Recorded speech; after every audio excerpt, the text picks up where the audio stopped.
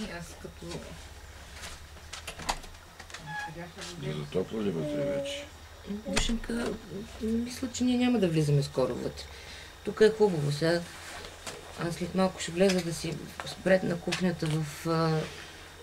Чакам Митко да се появи. Много вкусната е лъжичката ти. Много и отива качулка. Ние сме с вълнени чорапи и искаме на нея с пълнушки. Да, тя с пълнучни. И ние сме вълнени с пантофи. Горкото дете. Да ни Се убиеш осъдява малко майка и ни. баба. Да ни убиеш малко ни.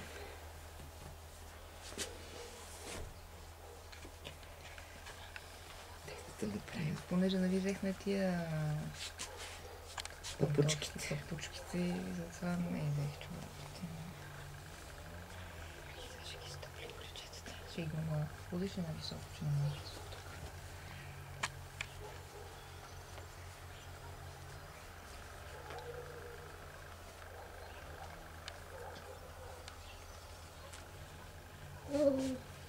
Гугутке. Гугу. Гугу. На ти един пантоф, айде. Да се чудиш сега какво да вземеш. Пантоф ли, лъжица ли? Кое от всичко? Лъжи се и чаша тя, като има в ръцете, е просто толкова доволна.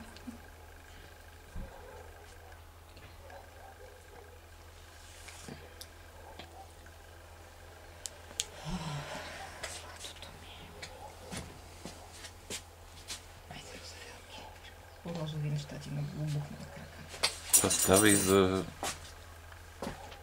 Падна лъжицата. На ти един. Падната ти. И за чесане на зъби става да е лъжица.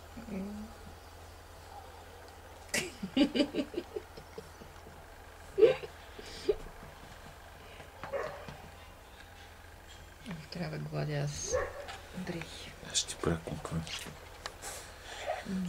И тя трябва да ми прави компания според мен, защото сега ще се скисне вече и ще иска да... Докато можем, ще стоим тук навън с нея, после ще влеза да оправя в кухнята да застроя суп.